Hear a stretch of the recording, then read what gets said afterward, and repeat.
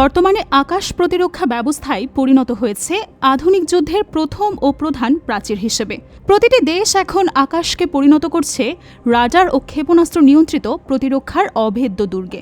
বিশ্বের সামরিক শক্তিগুলো যখন নিজেদের নিরাপত্তা বলয় গঠনে বহুস্তরীয় আকাশ প্রতিরক্ষা ব্যবস্থার উপর নির্ভর করছে, তখন বাংলাদেশ এখনও মূলত পুরনো স্বল্প পাল্লার প্রতিরক্ষা কাঠামোর মধ্যেই আবদ্ধ।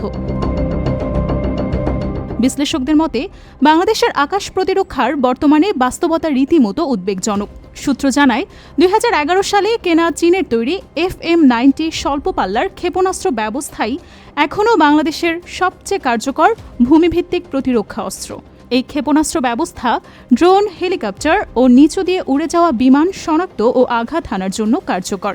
কিন্তু উচ্চগতির ফাইটার জেট বা দূরপাল্লার ব্যালিস্টিক ও ক্রুজ ক্ষেপণাস্ত্রের বিরুদ্ধে কার্যকর নয়। বাংলাদেশে বিমান বাহিনীর হাতে আছে ৪৪টি যুদ্ধবিমান, যার মধ্যে ৩৬টি চীনের তৈরি পুরনো মডেলের F-7 ও ৮টি সোভিয়েত যুগের MiG-29। প্রশিক্ষণ কাজে ব্যবহৃত রুশ Yak-130 যুদ্ধবিমান ১৪টি, যা হালকা আক্রমণেও ব্যবহারযোগ্য। এসব বিমানের অনেকগুলোই দ্বিতীয় বা তৃতীয় প্রজন্মের, যার ফলে এরা আধুনিক স্টেলথ বা রাডার অ্যাভাসিভ প্রযুক্তির মুখোমুখি হলে অকার্যকর হতে পারে। বিমান বাহিনীর বহরে হেলিকপ্টার রয়েছে ৭৩টি।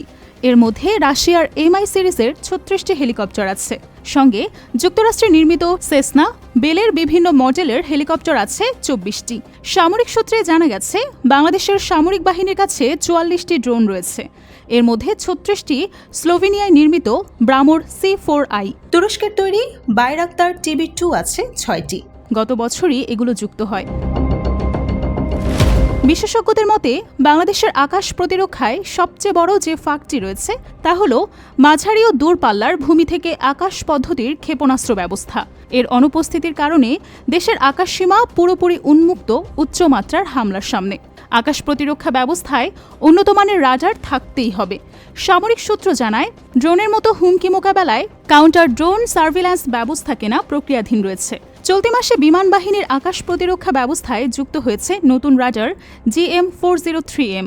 বাংলাদেশ সামরিক শক্তির সূচকে বিশ্বে ৩৭তম অবস্থানে থাকলেও অস্ত্র আধুনিকায়নের দিক থেকে এখনও অনেক পিছিয়ে।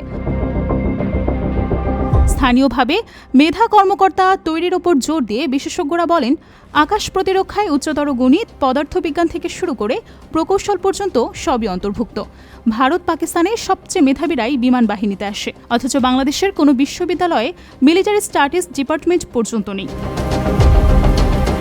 এছাড়া দেশে প্রতিরক্ষা শিল্প গড়ে ওঠেনি জানিয়ে বিশেষজ্ঞরা এও বলেন, বেসরকারি বিনিয়োগ এলে একটা বড় শিল্প গড়ে উঠত।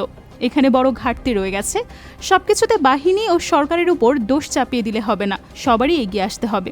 একাডেমিশিয়ান ও গবেষকদের সঙ্গে সামরিক বাহিনীর যোগাযোগ ও সমন্বয়ের ক্ষেত্রেও উন্নতির অবকাশ রয়েছে।